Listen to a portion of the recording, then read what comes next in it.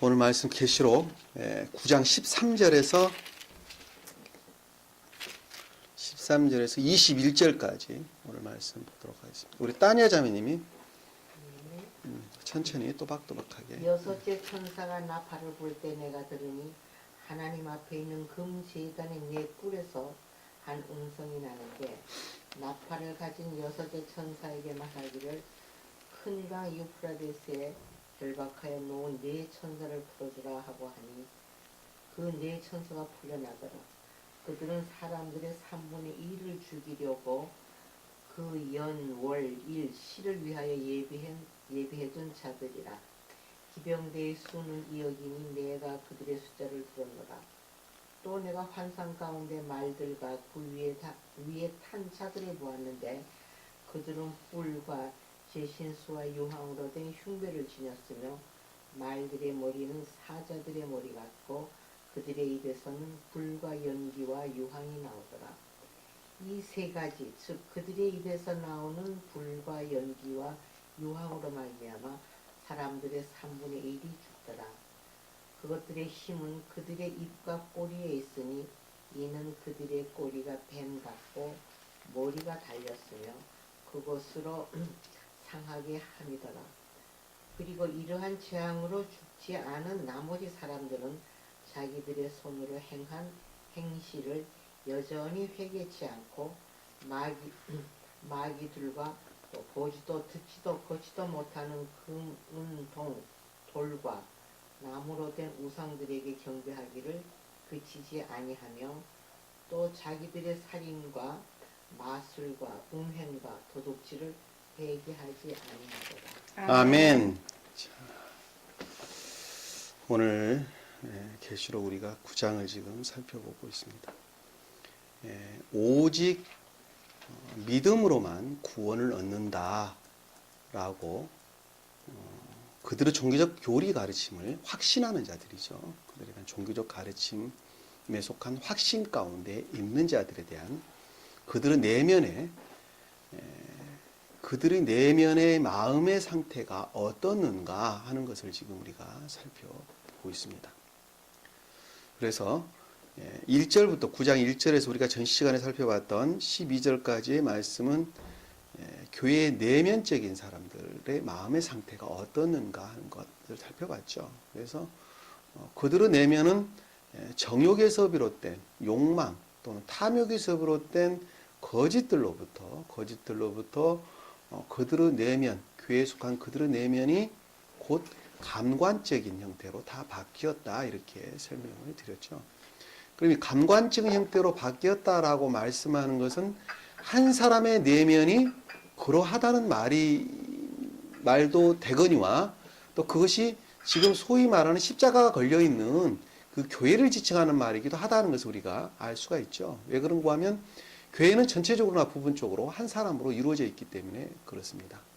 부분적으로 보면 한 사람이고 전체적으로 보면 한 사람의 집합이죠. 그렇기 때문에 부분적으로 말을 하든 또는 전체적이라고 말을 하든 곧 그것은 하나를 가리킨다는 것을 우리가 알 수가 있습니다. 그래서 우리가 교회라고 말을 할 때 한 사람으로 일컬을 때는 나 한 사람의 개인의 마음의 내면을 가리키는 말이기도 하지만 또 그 말을 좀 더 큰 차원에서 생각할 때는 유형의 교회를 가리킨다는 것도 우리가 쉽게 이해를 할 수가 있다는 것을 우리가 알 수가 있죠. 그리고 겉으로 보이는 교회는 우리 몸과 같은 것을 가리키는 말씀의 뜻이라는 것을 우리가 알 수가 있습니다. 그래서 우리가 9장 1절에서 12절까지 말씀 교회 내면을 구성하고 있는 자들, 소위 말하는 교회의 성직자라고 말하는 사람들, 가르치는 자들, 목사들, 신학자들 이런 분들을 지금 지칭해서 그들의 내면에 대해서 우리가 살펴봤는데 가장 그들이 여기서 주목하고 있던 것들이 정과 같은 힘을 지녔다 이렇게 지금 설명이 되어 있는 것이죠. 모든 사람들을 질식시키고 마비시키는 그들의 추론으로부터 질식시키고 마비시키는 능력을 가지고 있었다는 말로 우리가 요약해서 우리가 살펴볼 수가 있습니다. 그리고 어느 누구도 그들의 교리에 그들이 말하는 종교적 교리에 침범할 수 없도록 철흉갑을 가슴에 지니고 있었다 이렇게 철흉배와 같았다 이렇게 지금 설명을 하고 있었습니다. 그리고 지금 여기 이제 13절에서 이하에 기록되어 있는 말씀은 그럼 그들로부터 가르침을 받고 있는 외면적인 사람, 소위 말하면 평신도들은 그러면 어떤 상태에 있느냐 하는 것을 지금 우리가 살펴볼 수가 있습니다. 자, 그러면 이것을 나 하나로 보면 이렇게 생각해 볼 수가 있죠. 교회의 내면을 구성하고 있는 사람들은 나 하나로 보면 내 마음의 내면적인 상태를 가리킨다는 것을 우리가 알 수 있죠. 바꿔서 설명하면 그렇죠.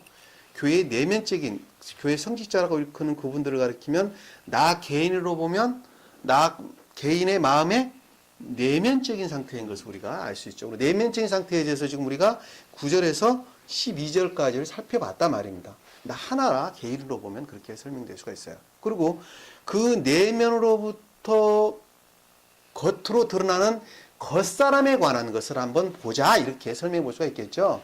그렇죠? 그것이 지금 여섯째 나팔을 부는 과정으로 설명이 되어 있다는 것을 알 수가 있어요. 그래서 나 개인으로 보면 내면적인 상태에 대해서는 12절까지 설명이 되어 있고 그 다음에 나 개인으로 봤을 때 외면적인 겉사람에 관한 내용은 13절부터 기록되어 있다. 이렇게 볼 수가 있는 것이죠. 교회라고 보면 평신도대로 관한 말씀이다. 뜻이다 하는 것을 우리가 알 수 있어요. 이게 대응이라는 개념으로 보면 같은 계도에서 지금 설명되고 이해가 될 수 있는 것이다 하는 것을 우리가 알 수 있죠. 그것이 왜 그렇게 설명이 돼야 되죠? 우리의 생각은 마음으로부터 늘 비롯되게 되죠. 그렇죠? 마음으로부터 비롯된 것으로부터 생각을 하게 되고 그 생각하는 것으로부터 뭘 하게 되죠? 말을 하고 또 행동을 하게 되는 것입니다. 그래서 말은 교리 이렇게 설명, 언어는 교리다, 입은 교리다 이렇게 설명이 되는 것입니다. 그러듯이 교회에서 보면 교회의 내적인 면을 구성하고 있는 사람들이 교회의 중심적인 역할을 하고 있는 성직자들이죠.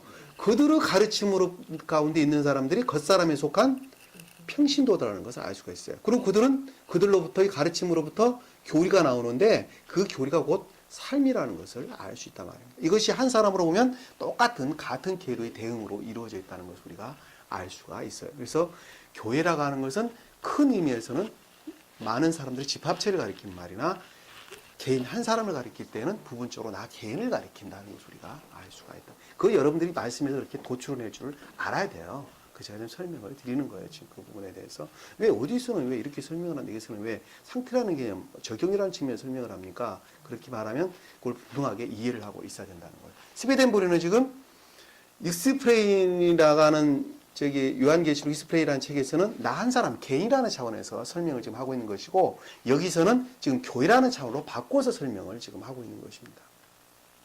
아시겠죠? 무슨 말씀인지. 근데 그 의미는 같다는 것을 제가 지금 설명을 드리는 거예요.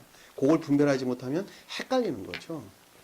헷갈리는 거죠. 자, 여기 보니까 13절에 보니까 여섯째 천사가 나팔을 불 때 내가 들으니 하나님 앞에 있는 금 제단의 네 뿔에서 한 음성이 나는데, 자, 나팔을 불었다라고 하는 것은 드러남, 자, 조사, 그다음 검증, 검토하고 그것들로 드러납니다. 상태에 드러납니다. 이렇게 설명을 드렸어요.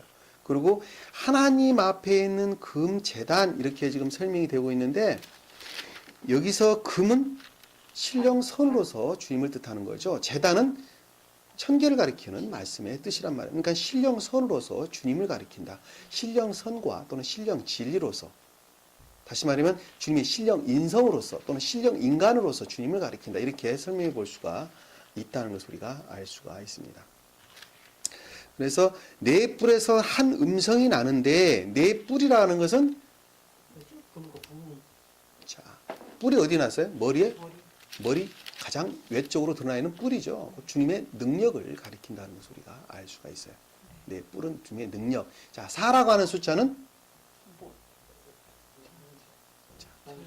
선의 연합, 선과 진리의 연합, 결합을 가리켜서 4 이렇게 설명이 되고 있는 것입니다.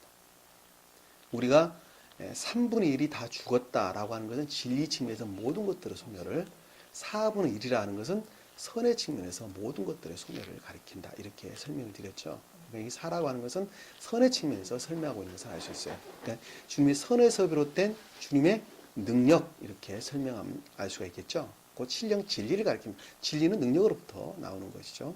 진리로부터 능력이 나오게 되는 것이죠. 그것의 본질은 곧 선이다는 것을 우리가 알 수 있어요.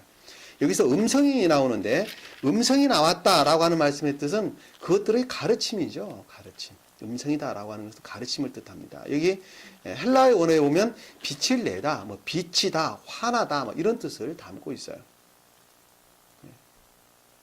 그러니까는 어두움 가운데 있는 것들에서 밝게 조여되는 것이죠. 밝게 비춰주는 것을 가리키는 것을 뜻하는 것입니다. 부정과사, 부정과학이라는 말로 문법에 보면 그렇게 표현되어 있는데 부정과학이라는 것은 새로운 것들을 만들어내는 것을 가리키는 말씀의 뜻입니다. 그러니까는 어두움 가운데에서 새로운 교리, 가르침이다. 새로운 것들의 지각이다. 가르침이라는 것을 우리가 쉽게 알 수가 있습니다. 빛을 내다, 빛이다, 뭐 환하다는 것은 어두운 가운데서 빛을 내는 것이죠.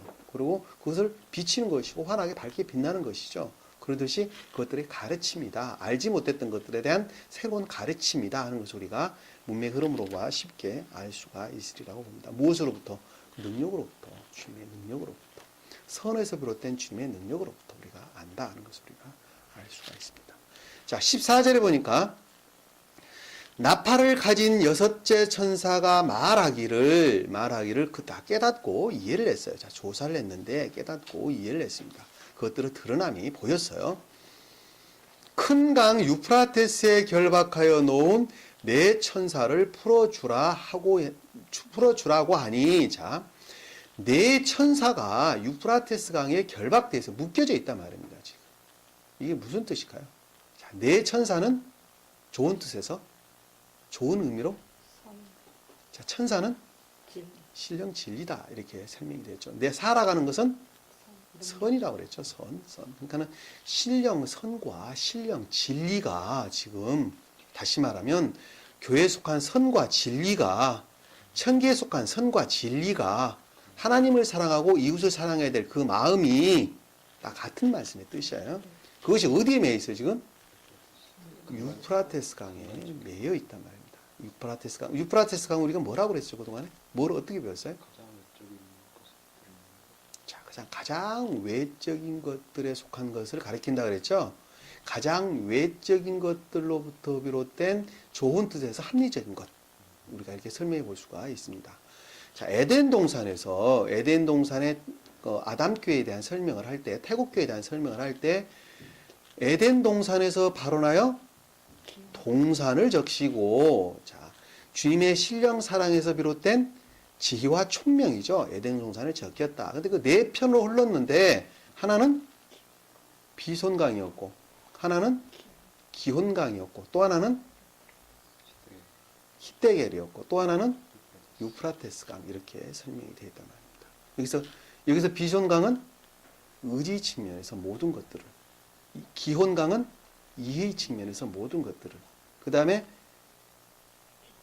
히데겔은 합리적 또는 이성의 측면에서 모든 것을, 유프라테스는 지금 여기서 말하는 유프라테스는 같은 뜻이에요. 감관적인 것들에서 속한 합리적인 것들에 대한 모든 것들, 가장 궁극적인 것들에 대한 모든 것들을 가리킨다는 것을 알 수가 있어요. 그러니까는 에덴 동산이라고 말씀하는 것은 우리 마음 속마음이 가장 깊은 곳이 신령 사랑과 지혜 또 총명으로 충만한 상태인데, 그것이 어디에까지 가장 궁극적인 감관적인 우리 삶의 부분까지 온전히 주님의 나라를 이룬 것을 가리키는 말씀의 뜻입니다. 그것이 곧 태국교회를 가리키는 아담 이렇게 설명을 하고 있단 말입니다. 이해가 되시죠? 그러니까 여기서 지금 유프라테스에 결박되어 있다라고 하는 말씀의 뜻은 감관에서 비롯된 합리적인 것, 다른 말로 말하면 추론이죠. 감관에서 비롯된 추론이라는 것을 알 수가 있어요. 그것들에게 지금 뭐가 묶여 있는 거예요? 자, 교회에 속한 것들이 묶여 있다라고 하는 말씀의 뜻들은 그것들이 곧 악과 거짓들로 바뀌었다는 것을 우리가 설명해 볼 수가 있죠. 그렇죠? 교회에 속한 것들이 악과 거짓으로 바뀐 거예요. 지금 여기서 보면 무엇으로부터? 감관에 속한 것들로부터. 왜 감관에 속한 것들로 바뀌었죠? 지금 묶여 있다고 말하는 것이죠. 이 앞에 보면 9장 1절 이하에 쭉 내내 보면 메뚜기가 교회의 모든 부분을 차지한 것으로부터 비롯되게 된 것이죠. 그러니까는 감관에 속한 거짓된 교리 가르침으로부터 어떻게 됐어요? 네 천사가 묶여 있는 거죠. 다시 말하면 악과 거짓으로 바뀌어 있는 상태라는 것을 우리가 쉽게 이해할 수가 있단 말입니다. 이해가 되시죠? 예. 의식 네 천사가 지금 묶여 있다. 이렇게 지금 설명을 하고 있는 것이에요. 15절에 보니까 그 네 천사를 풀려나더라. 자, 풀어주라고 하니, 네 천사 풀어주라고 하니, 그 네 천사가 풀려나더라. 라고 하는 말씀의 뜻은, 자, 그와 같이, 자, 묶여있는 것으로부터 풀려났는데, 그러면 자기네들이 교회에 속한 것이라고 말하는 그것들의 상태가 어떻는가 한번 풀어놔봐라. 다시 말씀드리면, 외적인 구속으로부터 그것들을 한번 풀어놔봐라. 이 뜻이죠. 자, 외적인 구속으로부터 풀어난다는 말이 무슨 뜻일까요? 외적인 구속으로부터.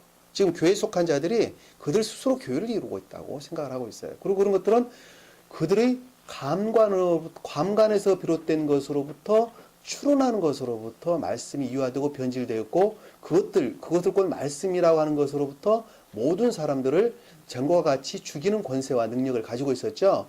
근데 그것으로부터 풀어놓으면 그들의 마음의 상태가 어떤가? 지금 외적인 구속으로부터 그들이 풀어놨단 말이에요. 풀려났다. 무슨 뜻일까요?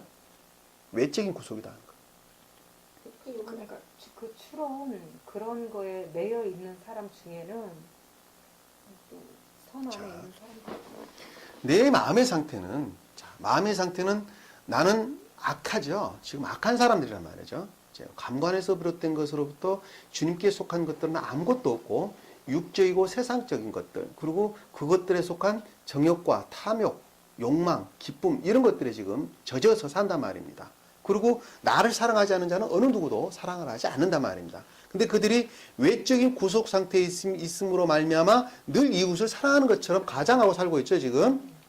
무슨 말씀 이해가 되시죠? 그러니까 외적인 구속으로부터 늘 선한 사람으로 그들은 스스로 생각을 하면서 산단 말입니다. 다시 말씀드리면 명예를 잃을까봐 또는 재산의 손실이 올까봐 교회 성도가 빠져나갈까봐 뭐 기타 등등의 이유가 많이 있겠죠.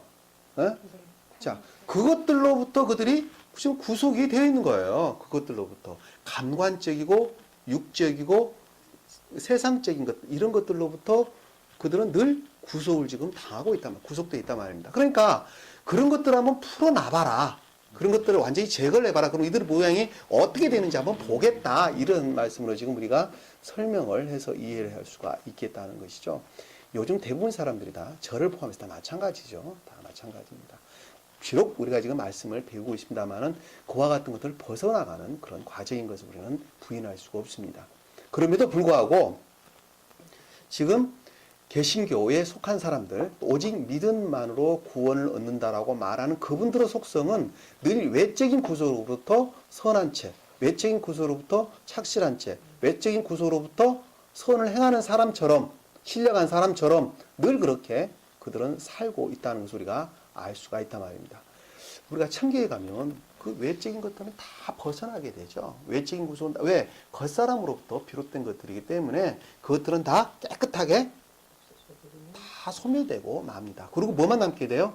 그분이 가지고 있는 생명만 남게 되게 되는 것이죠. 그 생명이 우리는 지금 이 땅 가운데 말씀을 배우면서 그 생명이 지옥에 속한 생명을 주님께 속한 생명으로 바꾸는 과정을 지금 우리는 지금 하고 있는 것이죠.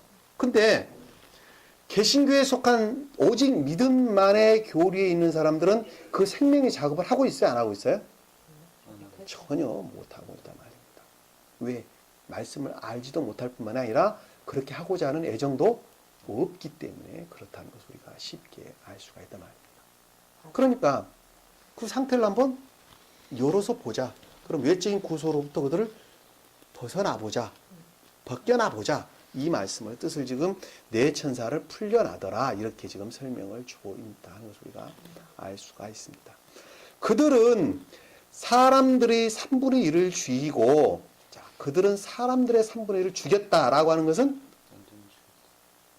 자, 사람은 지혜에 관한, 진리에 관한 설명을 하는 걸 우리가 알 수가 있습니다. 지혜에 관한 것이 아무것도 없었다. 또 진리에 관한 것이 아무것도 없는 상태다 하는 것을 우리가 쉽게 알 수 있죠. 사람의 3분의 1이다라고 하는 진리 또는 지혜의 측면에서 우리에게 설명해 주는 것을 알 수가 있습니다. 3분의 1은 아무것도 남은 것이 없었다는 거죠. 왜 3분의 1이 진리의 측면에서 설명을 합니까? 라고 말씀을 하면 2라는 것은 하나, 곧 온전함을 가리키는, 완전함을 가리키는 숫자죠. 근데 3이라고 하는 것은 진리 측면에서 목적, 원인, 결과라고 하는 것은 모든 것을 가리키는 말씀의 뜻입니다. 그렇기 때문에 3이라는 것은 진리 측면에서 설명을 하고 있는 것이다 하는 것을 우리가 알 수 있어요. 3은 목적, 원인, 결과. 목적은 주님의 존재 되시는 사랑 그 자체를 가리키는 말씀의 뜻이죠. 그리고 원인으로 드러나는 것은 진리를 가리키는 말씀의 뜻입니다. 그것도 결과로 나타나는 것은 성청, 성령 이렇게 설명을 하는 것입니다. 성령 곧 신령 진리, 우리 삶을 가리킨다 이렇게 설명을 드렸어요. 그래서 3분의 1이라 하는 것은 지혜 또는 진리 측면에서 모든 것 하나도 가지고 있지 못하다 하는 것을 우리가 알 수가 있습니다. 여기서 그 연, 월, 일시를 위하여 예비해 둔 자들이다 라고 하는 것은 계속적인 끊임없는 그런 상태에 있었다 하는 것을 우리가 알 수가 있죠. 여기 뭐 상태라는 것을 우리가 연이다, 월이다, 일이다, 시라고 하는 것은 성경에서 다 영의 상태를 설명해 준다 하는 것을 우리가 알 수가 있었죠. 근데 여기서 보니까 예배 둔 자들이다 라고 하는 말씀의 뜻은 계속적인 그런 상태에 있었다는 것. 계속적인 그런 상태에 있었다는 것을 우리가 알 수가 있다는 것을 쉽게 이해를 하리라고 봅니다. 자, 기병대의 수는 2억이니 내가 그들의 숫자를 들었노라. 자, 이 숫자라고 하는 말씀의 뜻은 숫자는 뭐예요, 숫자? 숫자는 상태를 가리킨다고 그랬죠. 각각의 상태를 가리켜서 숫자 1, 2, 3, 4 다 숫자 상태를 가리키는 말씀의 뜻입니다. 그러니까 그 숫자를 들었다라고 하는 것은 그 숫자, 그와 같은 상태에 대한 지각을 가리키는 말씀의 뜻이죠.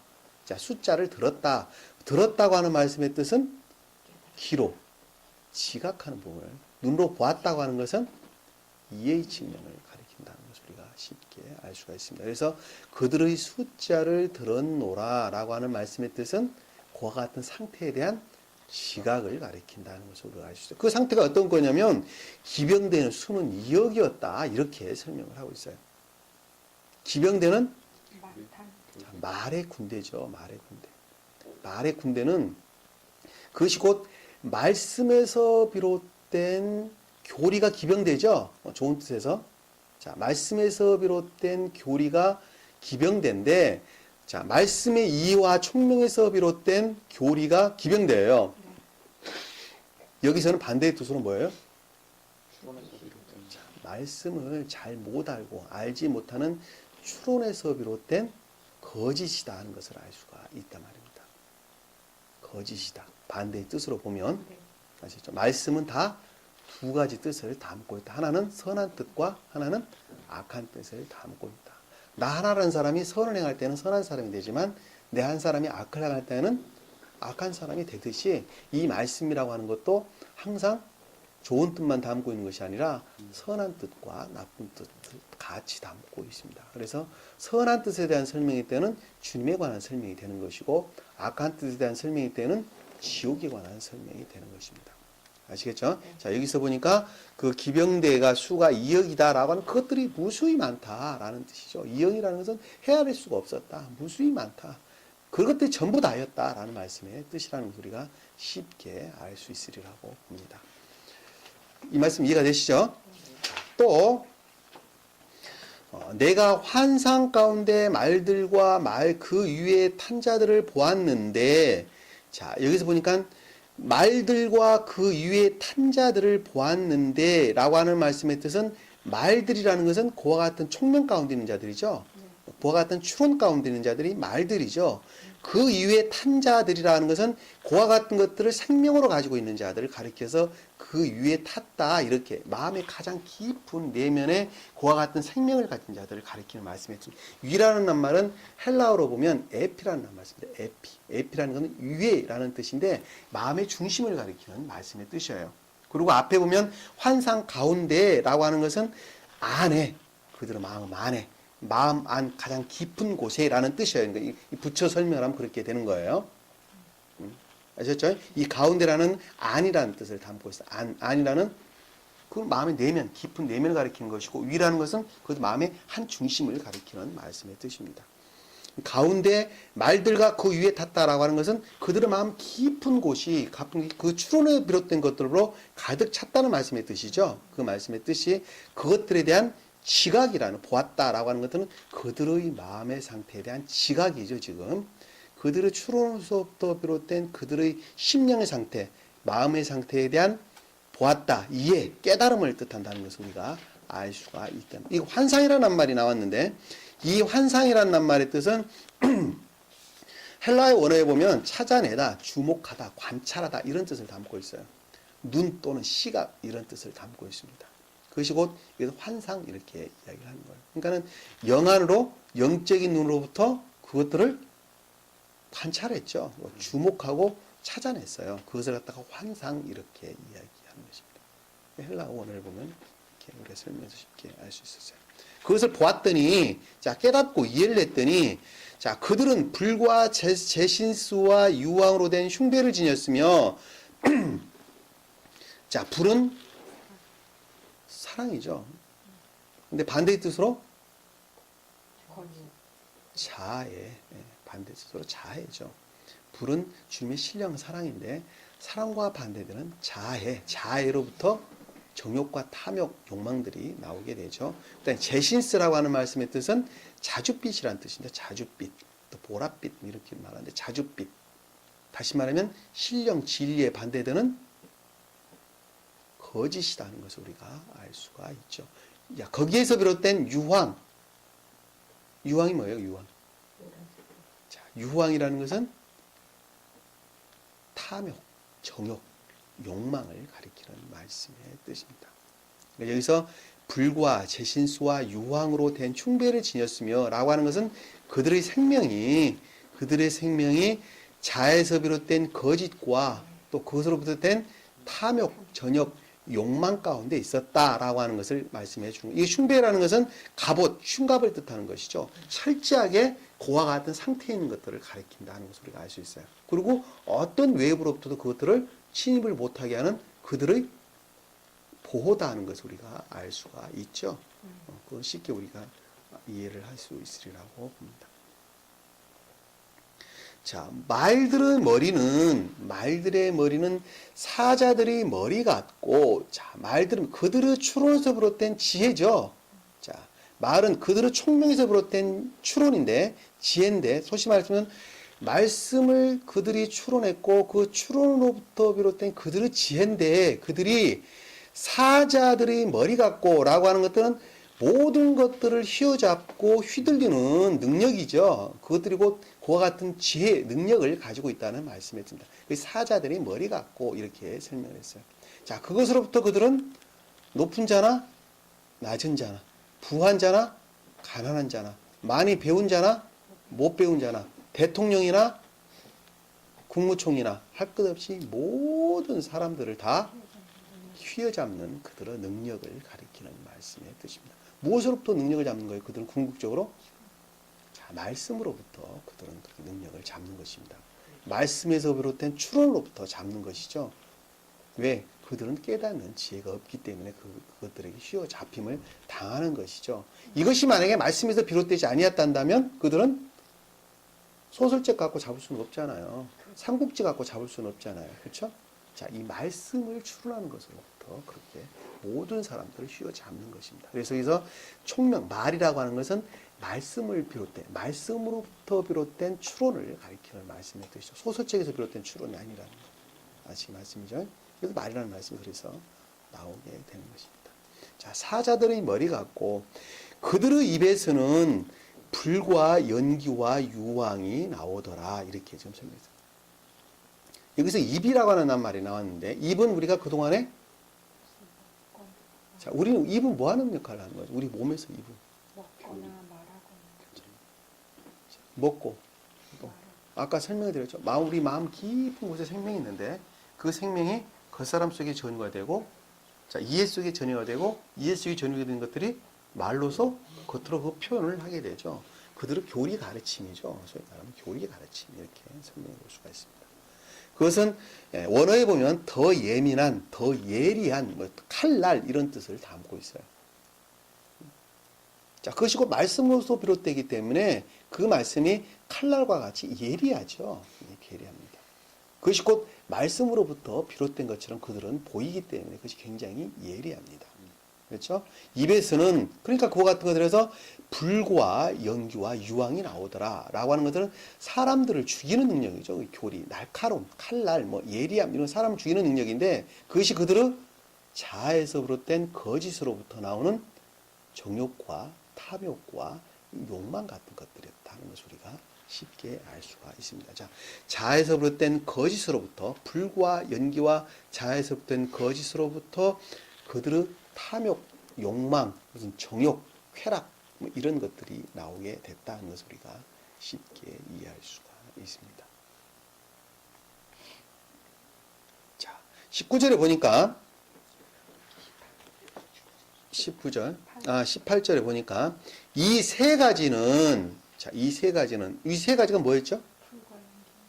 그렇죠. 이 불과 연기와 유황 또는 불과 제신스 유황 뭐 이렇게 설명해 볼 수가 있겠죠. 이 세 가지 즉 그들의 입에서 나오는 불과 연기와 유황으로 이 세 가지라는 것은 완전함을 뜻하죠. 세 가지라는 말 뜻은 위에 세 가지를 가리키는 말씀이기도 하지만 3이라고 하는 것은 완전히 모든 것들이 자 그들의 입에서 나오는 불과 연기와 유황으로 말미암아 자 그들의 사람을 죽이는 예리한 거짓된 교리 가르침으로부터 또는 감관에 속한 것들로부터 비롯된 것들이죠. 그런 것들은 다 궁극적으로 왜 감관에 속한 사람들이 감관적인 것들을 주입을 시켜서 지금 빚어진 결과죠. 지금 그래서 나오는 자아와 자아에서 비롯된 거짓과 또 그것들에서 비롯된 정욕과 욕망과 탐욕들이죠. 그런 것들로 말미암아 사람의 3분의 1이 죽이더라 라고 하는 것은 교회에 속한 진리에 관한 지혜에 관한 모든 것들이 소멸됐다는 것을 우리가 알 수가 있단 말입니다.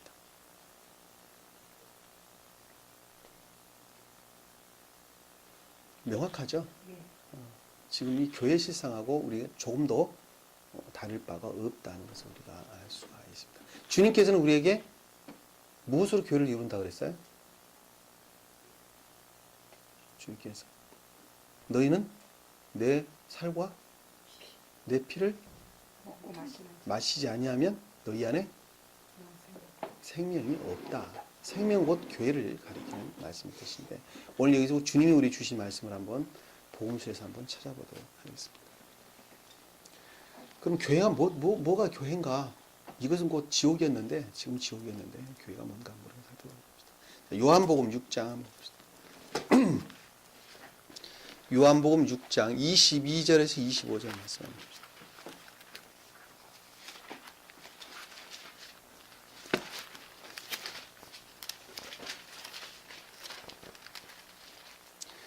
(6장) 22절에서 25절 말씀까지 하고 그 다음에 53절에서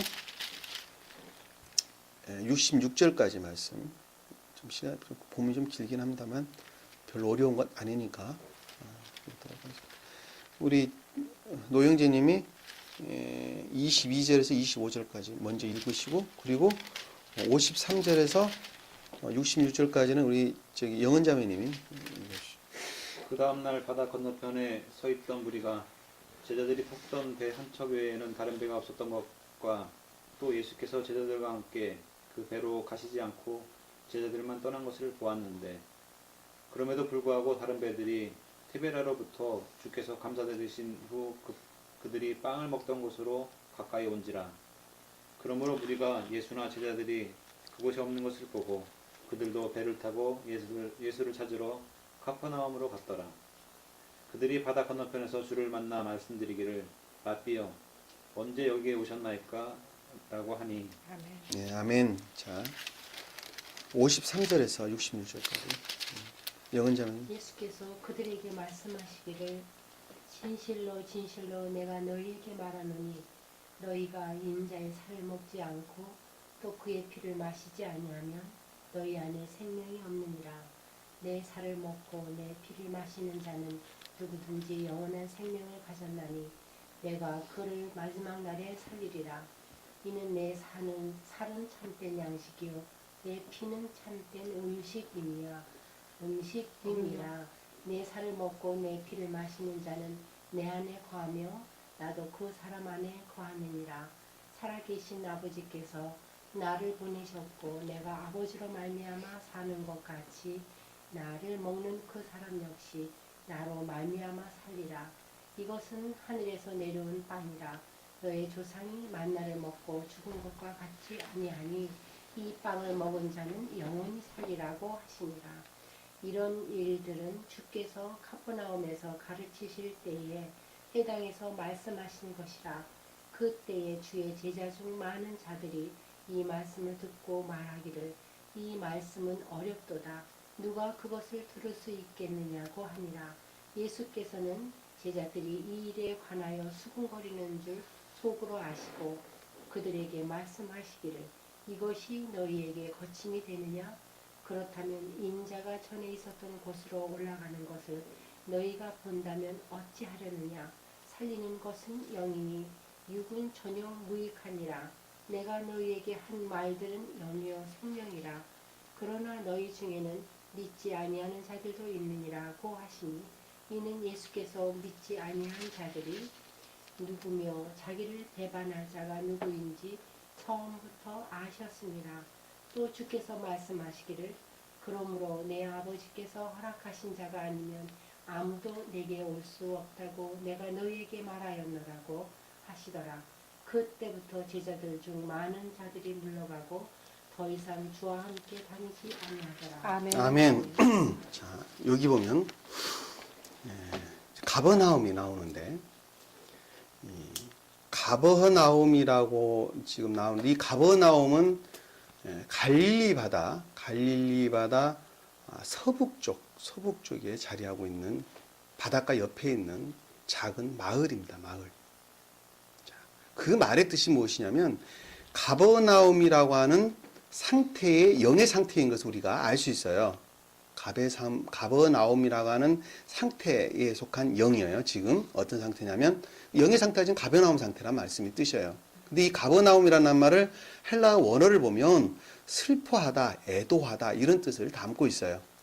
다시 말씀드리면 거짓 가운데 빠져 있는 것을 우리가 알 수 있는데 이 다른 성경책에 보면 세례 요한이 헤롯 왕으로부터 목이 잘리고 난 다음에 나타나는 지금 과정이에요. 이 말씀이 지금 그 말씀의 문맥 흐름을 보면 어떤 경우냐면 세례 요한은 자연적 선 가운데 있는 자들이죠. 자연적 선 가운데 있는 사람인데 헤롯 왕이라고 하는 것은 그들의 탐욕, 이기심, 욕만, 거짓된 것으로부터 자아로부터 자연적 선마저도 소멸된 상태를 가리킨다는 것을 우리가 알 수 있어요. 네?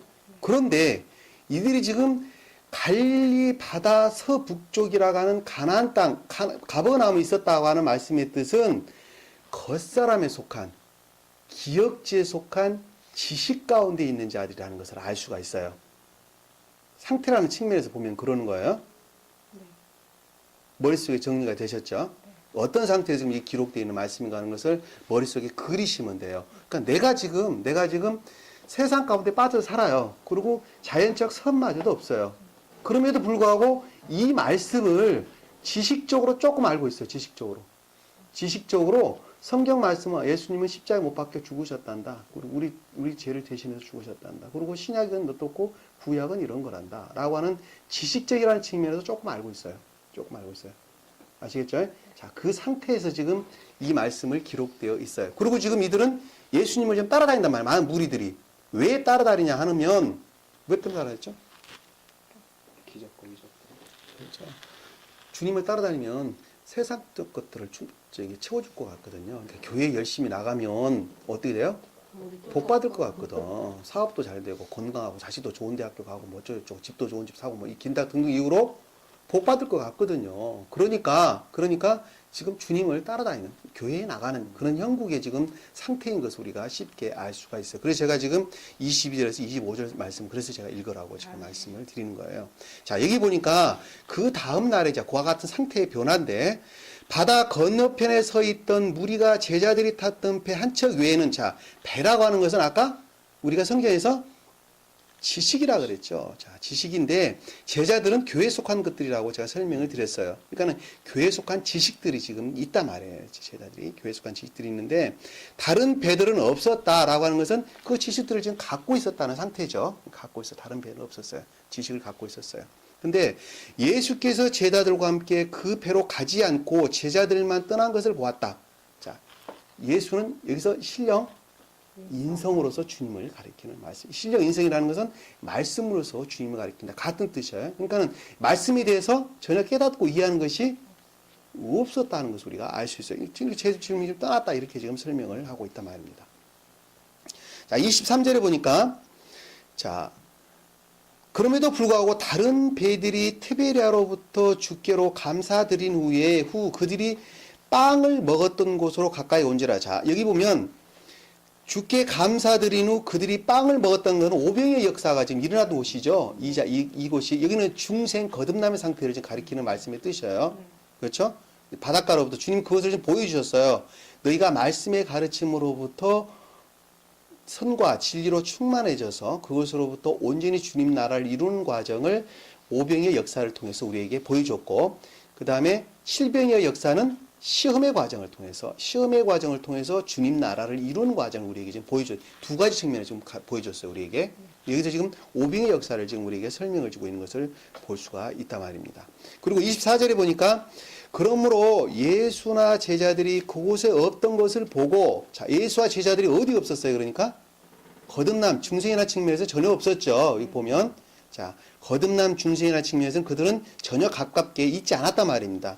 그래서 제자들이 그곳에 없던 것을 보고 그들도 배를 타고 예수를 찾으러 가버나움으로 갔다라고 하는 것은 지식으로부터 말씀에 관한 것들을 알고자 하는 것들이죠. 지금 알고자 하는 애정이 지금 생긴 것을 가리키는 말씀의 뜻이란 말입니다.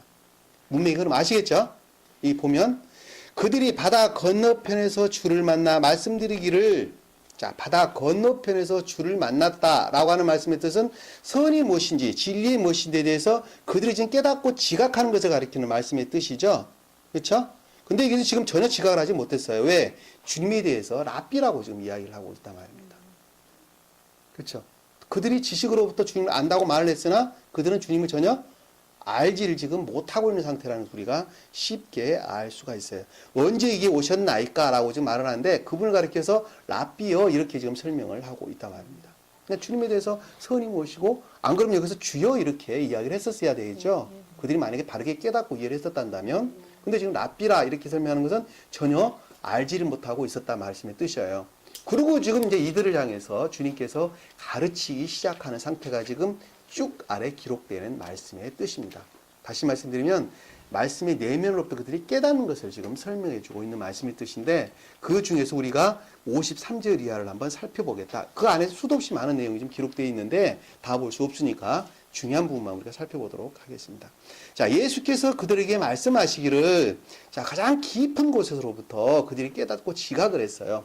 말씀의 가르침으로부터 또는 말씀의 가르침으로부터 그들이 지각하고 깨닫는데, 자, 주님이 지금 말씀을 하셨어요.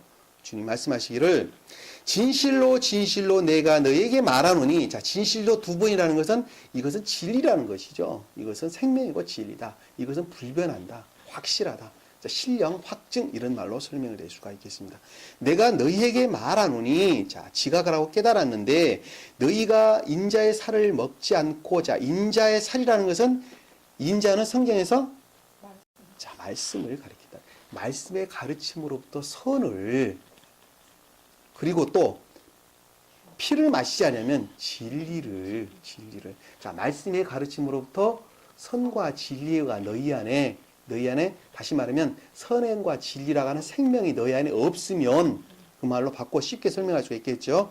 너희 안에 생명이 없느니라 라고 하는 그것으로부터 생명은 이룰 수가 없다는 말씀의 뜻이죠. 다시 말하면 오직 주님의 여기서 살은 선. 선에 관한, 피는 진리에 관한. 다른 말로 영적인 천적인 선과 영적인 선 이렇게 설명이 됐습니다. 우리가 주님께서 성만찬을 우리에게 주셨죠. 자, 축복하시고 이 살을 먹어라. 그리고 감사 기도 드린 후에 이 피를 이 잔을 마셔라. 이렇게 설명. 신령 영적인 천적인 선과 영적인 선을 가리키는 말씀의 뜻입니다. 다시 천적인 선과 영적인 선. 아시겠죠? 이 말씀의 뜻이. 그러니까 너희 안에 선에 관한 또 선에서 비롯된 진리가 너희 안에 있지 않다면 너희에게는 생명이 없다. 이렇게 설명해 주고 있는 것이죠.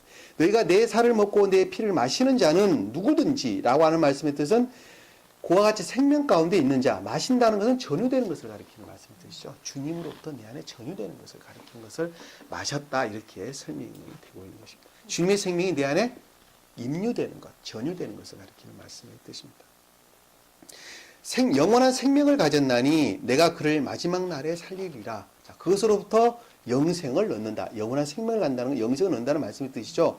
마지막 날에 내가 그를 살린다라고 하는 것은 예전 것들의 종말과 새로운 생명을 가리키는 말씀의 뜻이죠. 그러니까 종전에 너희가 생명이라고 가졌던 것들은 종지부를 찍을 것이고 그리고 다른 새로운 생명을 내가 갖는다라는 말씀의 뜻이죠. 그리고 문자적으로 보면 우리가 죽는 날을 가리킨다는 것을 우리가 알 수가 있습니다. 또 지금으로 보면 최후 심판 날을 가리킨다는 것을 우리가 쉽게 이해할 수가 있습니다. 여러 가지 상황을 우리가 적용이라는 측면에서 설명해 볼 수가 있겠죠.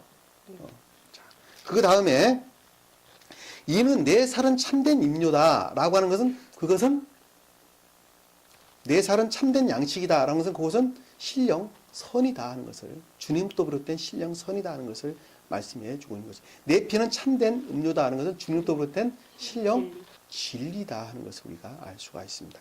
내 살을 먹고 내 피를 마시는 자 안에는 마신 자는 내 안에 거하며 나도 그 사람 안에 거한다는 것은 주님과의 결합을 가리키는 말씀. 주님과의 결합이라는 말씀이 무슨 뜻이죠? 주님 우리에게 주신 복이죠. 복. 겸비에 속한 주님과의 결합입니다. 그리고 주님과의 결합이 곧 너희 안에 천계가 교회가 천국이 가나안 땅이 이루어진다는 말씀의 뜻입니다. 쉽게 이해를 하리라고 봅니다. 내 안에 너희가 나도 안에 간다 이렇게 말씀해 주고 살아계신 아버지께서 나를 보내셨고 내가 아버지로 말미암아 사는 것 같이 자 살아계신 아버지께서 나를 보내셨고 라고 하는 것은 신령 선으로부터 비롯된 신령 진리라는 말씀의 뜻이죠. 자 주님은 곧 신령 사랑으로부터 존재되시는 신령 사랑으로부터 비롯됐다는 말씀의 뜻입니다.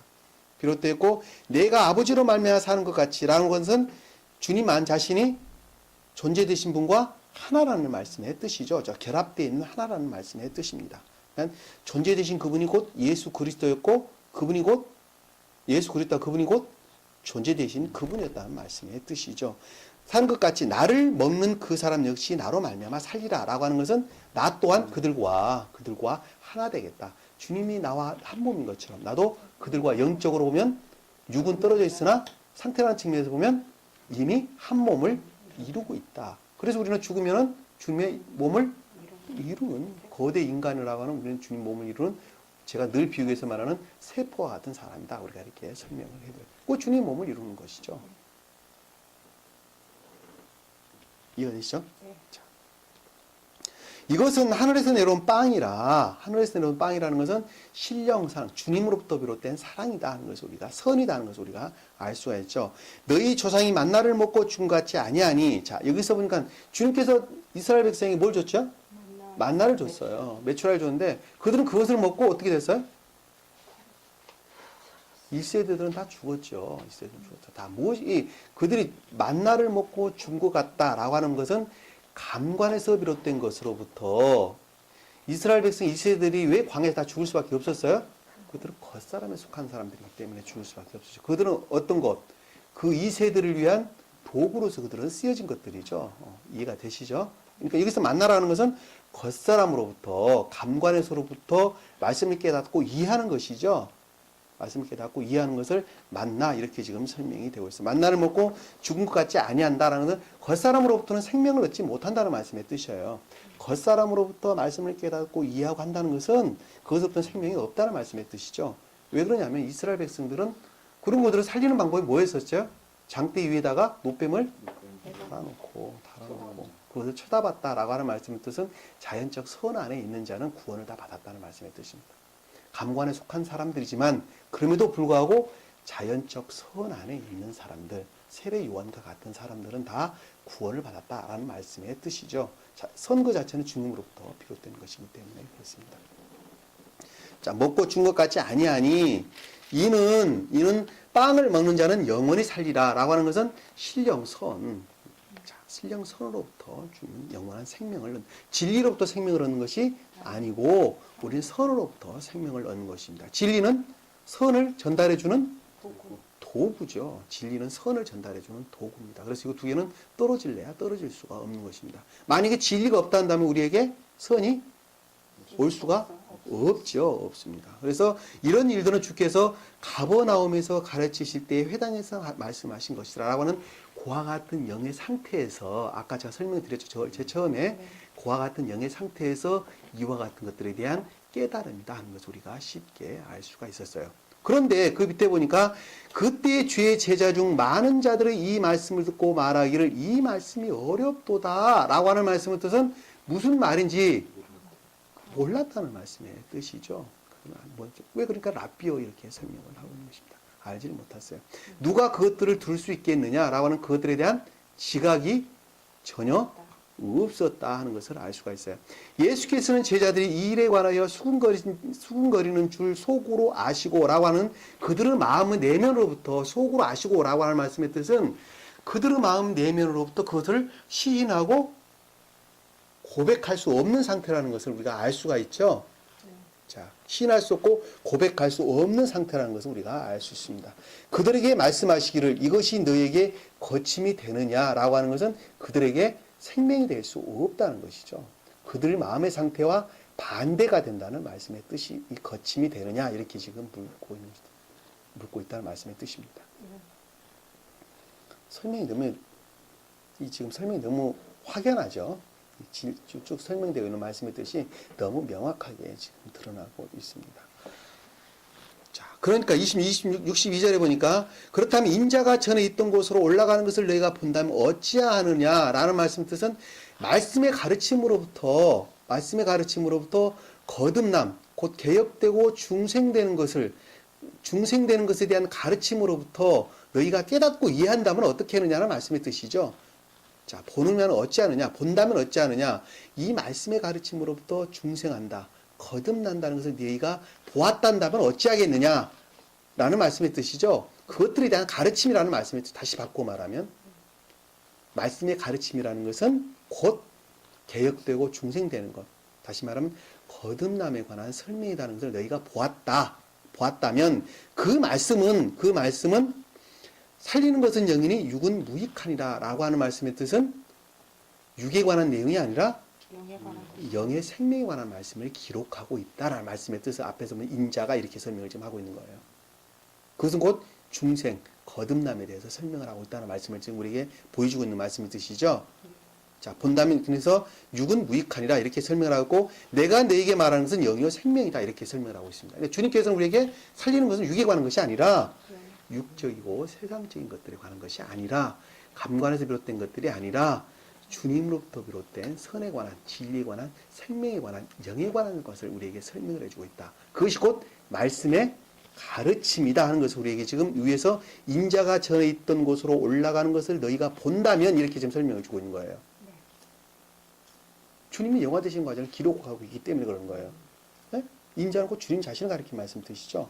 다시 말해 이 말씀을 가리키는 말씀 들으시죠? 근데 그것이 주님께 올라간다라는 말씀은 거듭남과 중생, 영화되시는 과정을 우리에게 설명해 주고 있다 말씀 뜻이에요. 그것을 우리가 본다면, 깨닫고 이해했다면 그것은 곧 63절의 내용이라는 말씀의 뜻입니다.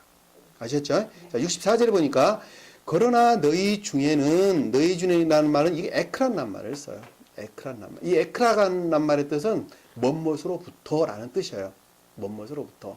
자, 주님으로부터 거듭남 중생, 좋은 뜻 의미에서 좋은 의미로서부터 그 다음에 아프라는 말이 그 다음에 나오는데 전치사인데 아프라는 것은 분리되다는 뜻이에요. 먼못으로부터 분리되다라고 하는 것은 온전한 거듭남, 중생을 뜻하는 말씀의 뜻입니다. 그러니까 여기는 지금 반대 뜻으로 좀 설명이 되어 있어요. 반대 뜻으로. 그러나 너희 중에는 믿지 아니한 자들도 있느니라라고 하는 말씀의 뜻은 감관에서 비롯된 것으로부터는 이것을 시인하고 고백할 수가 없다는 말씀의 뜻이죠. 이와 같은 것들을 시인하고 고백할 수가 없다. 자, 강반 중에 너 믿지 아니한 자들 중에는 있느니라, 자들도 있느니라는 말씀은 그것을 시인하고 감관에서 비롯된 것으로부터는 이것을 시인하고 고백할 수 없다. 겉사람에 속한 것으로부터 또 기억지에 속한 것으로부터는 시인하고 고백할 수 없다. 이런 말씀을 담고 있는 것입니다. 이는 예수께서 믿지 아니한 자들이 누구이며 자기가 배반할 자가 누구인지를 처음부터 알았습니다. 라고 하는 것은 그들의 마음의 속성이 육적이고 세상적인 것으로 가득 차 있다 하는 것을 이미 주님께서는 알고 계시다. 지각하고 깨닫고 계셨다는 말씀의 뜻이죠. 65절에 보니까 또 주께서 말씀하시기를 그러므로 내 아버지께서 허락하신 자가 아니면 주님과 결합하고자 하는 애정 가운데 있는 자가 주님께 허락하신 자죠. 다시 말하면 주님께 속한 종을 가리키는 말씀의 뜻입니다.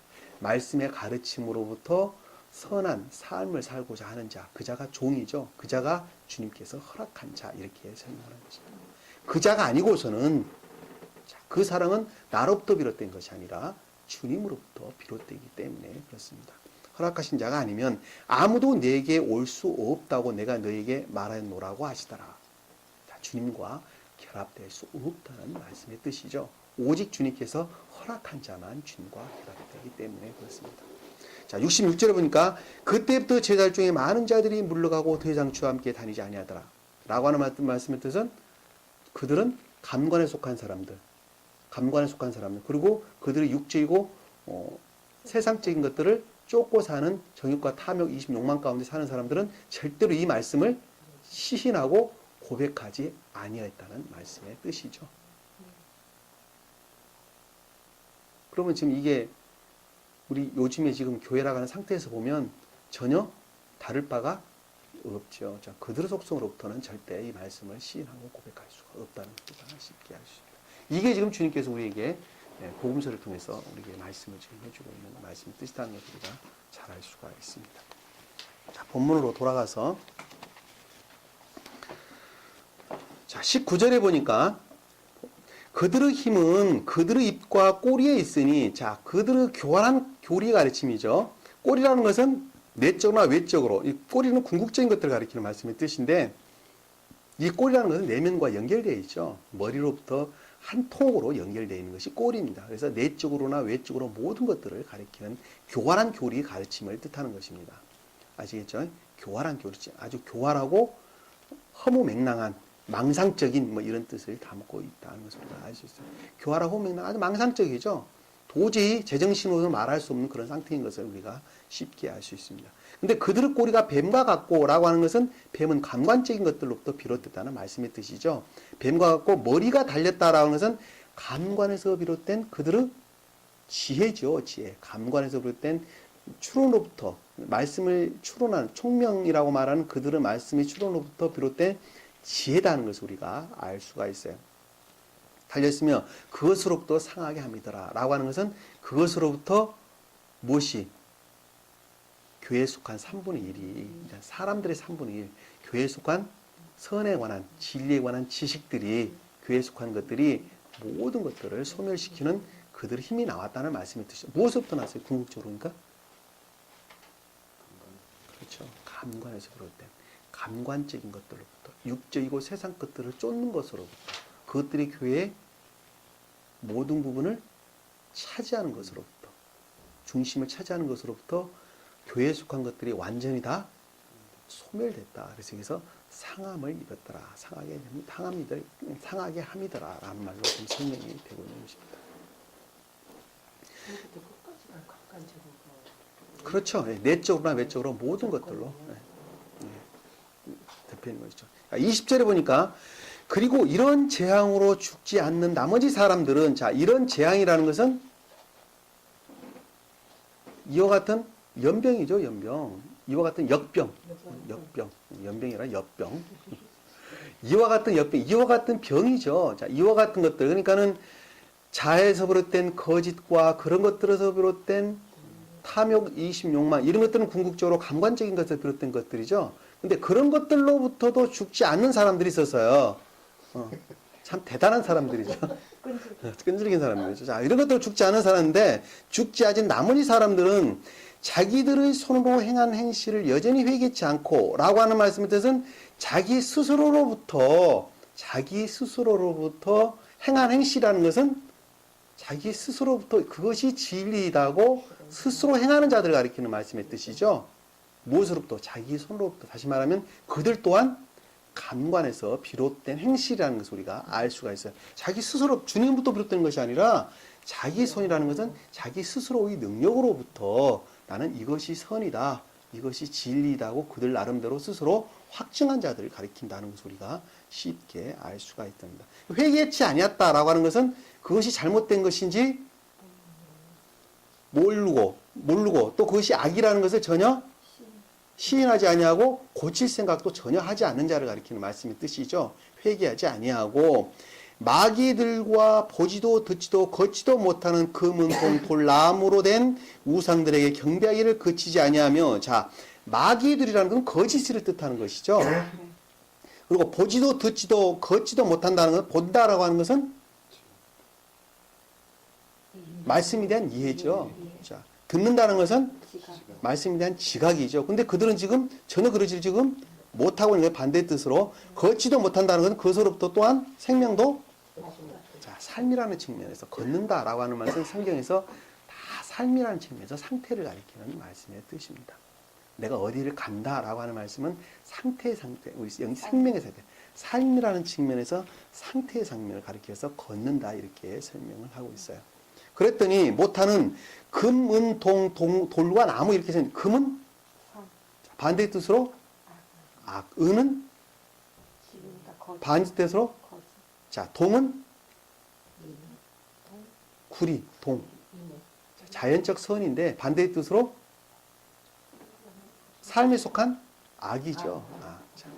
인애를 가리키는 말씀의 뜻인데 반대의 뜻으로 삶에 속한 악이라는 것. 돌과 나무라는 것은 돌은 바른 뜻으로 좋은 뜻으로 진리, 반대 뜻으로 거짓이죠. 나무는 반대 뜻으로 추론. 그렇죠? 그러니까 거짓에 대한 추론이죠. 진리에 대한 추론이라는 것을 알 수가 있다. 명확하죠? 이해를 하시겠죠? 자, 된 우상에게 경배하기를 그치지 아니하며 라고 하는 것은 그것들을, 자, 우상이라는 말씀의 뜻은 그것을 곧 생명으로 가지고 있다는 말씀의 뜻이죠. 그것들을 섬겼다. 우상이라는 것을 곧 그들은 생명으로 가지고 있었다는 말씀의 뜻이라는 우리가 알 수가 있습니다. 경배했다는 말은 말씀의 뜻은 주님이 경배한다는 것은 말씀 가운데 사는 자가 주님께 경배하는 자들이죠. 반대의 뜻으로 그런 것들에 젖어서 악과 거짓 가운데 사는 자를 가리켜서 경배하기를 그치지 아니하였다라고 지금 설명이 되고 있는 것입니다.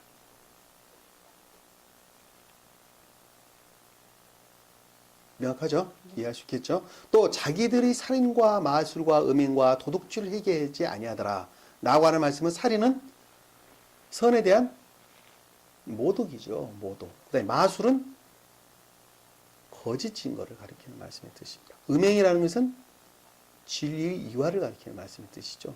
도둑질은 주님 것을 내 것 삼는다. 공로주의자를 가리키는 말씀의 뜻입니다. 자, 이 말이 무슨 말이에요? 십계명 중에 도둑질하지 마, 살인하지 마. 십계명에 속한 내용을 지금 담고 있는 것이죠.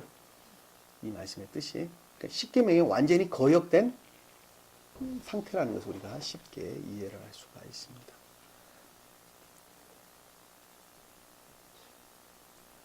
참 안타깝죠. 안타깝습니다. 그들은 그들로부터 늘 전도하면 뭐 주님께서 상급을 많이 공로주의 자체를 그들은 원하죠. 멸류관에 관한 내용을 늘 설명을 주님께서 상급을 많이 준다라고 하는 공로주의 사상을 아주 핵심 교류로 그들은 삼고 있고 많은 사람들을 유혹을 합니다. 그리고 진리가 이화됐고 그리고 그런 것들이 거짓된 교리 가르침 가운데 있고 그다음에 그것들은 곧 주님을 모독하는 그런 행동을 우리가 알 수가 있습니다. 참 너무 안타깝기가 이를 수가 없습니다. 그래서 우리가 21절까지 우리가 살펴봤습니다. 그리고 그들 또한 이제 10절 이하에 보면 주님의 인성에 대한 설명이 좀 나오는데 주님에 대해서 전혀 시인하고 고백하지 않는 과정이 지금 설명돼서 나오게 되는 것입니다. 그는 한 분 하나님을 시인하는 것이 아니라 성부, 성자, 성령 세 분 하나님을 시인하는 과정. 그리고 주님 인성에 대해서 전혀 하나님으로 시인하지 않는 과정이 지금 설명돼서 나오고 있습니다. 10장에 지금 기록된 말씀의 내용입니다. 오늘 우리가 말씀을 가르침을 받았습니다. 그러나 이것을 우리가 기억 속에 담는 것은 아무 소용이 없습니다. 가버나움이라고 하는 주님 말씀 가르침을 우리가 다시 한번 마음속 깊이 새겨볼 필요가 있습니다. 너희 안에 선과 살과 피를 마시지 않으면 살을 먹고 피를 마시지 않으면 너에게 생명이 없다고 하는 것. 아무리 말씀을 많이 알아도 그리고 내가 아무리 유창하게 가르친다 할지라도 어느 누가 유창하게 이것을 가르친다 할지라도 그 안에 생명이 없단다면 그는 결코 주님께 속한 자가 아닙니다. 영원한 멸망의 길로 들어갈 수밖에 없습니다. 여러분들은 다 모두가 다 구원받는 대열에 동참을 하셔야 됩니다. 세상에 허락한 모든 것들은 산을 오르는데 지팡이와 같은 것입니다. 필요하죠. 거듭남, 중생하는데 반드시 필요합니다. 근데 그 지팡이가 지팡이 역할을 제대로 하지 못한다면 산을 오르는데 지팡이가 지팡이 역할을 제대로 하지 못한다면 오히려 뭐가 되는 거예요? 짐이 되죠. 세상에 허락한 모든 것들은 달란트, 건강, 물질, 기타 등등 지식적으로 알고 있는 이 모든 것들은 다 산을 오르기 위한 지팡이와 같은 것입니다. 그러나 그 지팡이가 지팡이 역할을 제대로 하지 못한다면 오히려 산을 오르는데 짐이 된다는 것을 우리가 명심을 해야 합니다. 지팡이가 조금 기스가 났다 해도 지팡이는 지팡이죠. 지팡이가 조금 심하게 훼손됐어도 그 또한 지팡이는 지팡이일 수밖에 없는 것입니다. 산을 오르는데 전혀 지장이 없어요. 그것만 튼튼하면. 그런데 그것이 곧 생명인 것처럼 그것을 늘 갈고 닦고 뭐 하면서 혹이나 먼지 탈까, 혹이나 흙이 묻을까, 그것을 잠자면서 깨안고 잔다 한다면 그건 사람이 보면 미친 짓 하는 것이죠. 여기 보면 지금 환상이란 말이 그런 뜻이에요. 환상이란 말. 망각 가운데, 환상 가운데 사는 그들을 지금 가리키는 말씀의 뜻이라는 우리가 쉽게 할 수 있습니다. 오늘 주신 말씀 가슴에 깊이 새기고 어느 누구도 한 사람도 낙오됨 없이 주님과 함께 되는 저희 삶이 되기를 간절히 축원합니다. 아멘. 기도하겠습니다.